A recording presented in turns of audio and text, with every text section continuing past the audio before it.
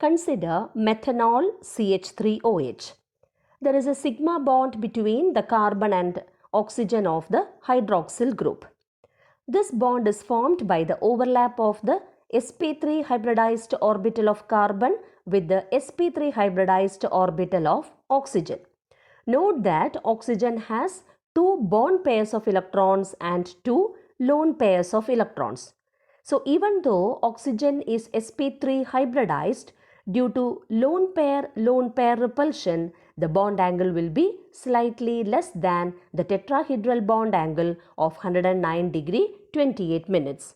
Therefore, we can conclude that in alcohols, the bond angle is slightly less than the tetrahedral angle. Consider methoxymethane. It is an ether. Around oxygen, you can find two bond pairs of electrons and two lone pairs of electrons. In ether, the bond angle is slightly greater than the tetrahedral angle due to repulsive interaction between the two bulky alkyl groups.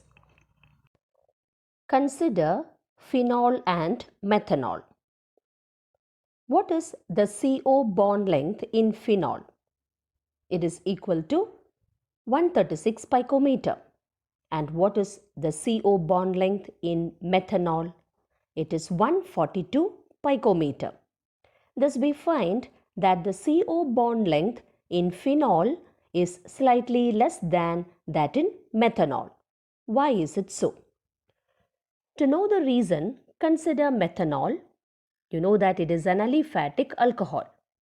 In methanol, OH group is attached to an sp3 hybridized carbon.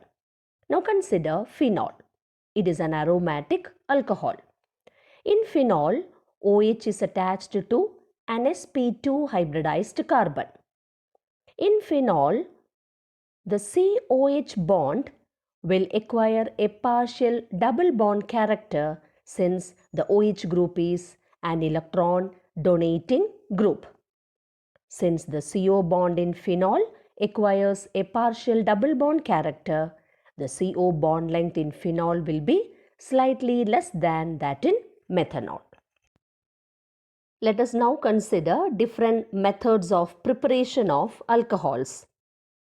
The various methods are acid catalyzed hydration of alkenes, hydroboration oxidation reaction, reduction of aldehydes and ketones, and preparation of alcohols using Grignard reagent RMGX.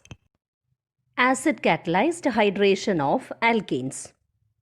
What is the starting compound to be taken? It is an alkene. And what is the reaction to be carried out? It is hydration.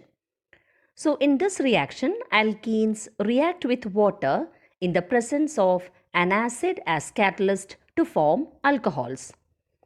When an alkene reacts with water, addition of water takes place across the carbon-carbon double bond present in alkene. For example, consider the reaction of ethene with water.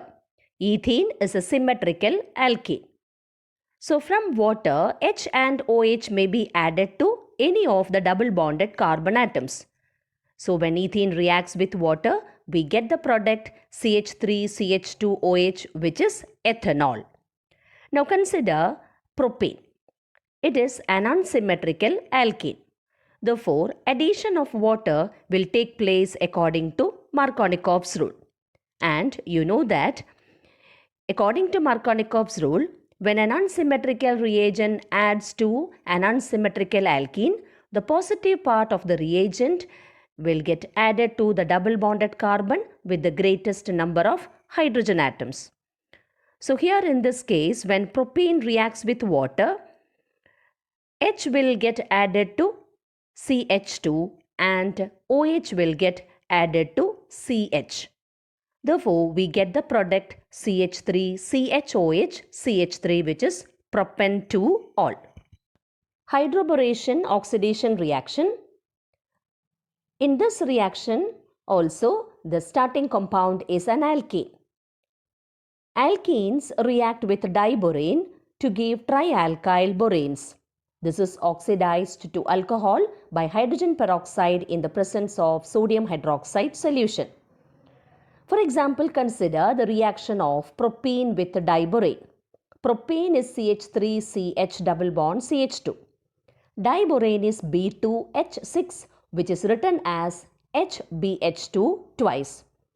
So when propane reacts with the diborane, initially we will get CH3CH2 CH2BH2. This is because from diborane, H gets added to CH and BH2 gets added to CH2. So that is why we get the product initially as CH3CH2 CH2BH2, which further reacts with propene to give CH3CH2 CH2 twice BH, which then reacts with propene to give the trialkyl borane CH3CH2 CH2 thrice B. This is trialkyl borane. This is further oxidized by hydrogen peroxide in the presence of sodium hydroxide solution to propan-1-ol. Along with propan-1-ol, BOH thrice is also obtained.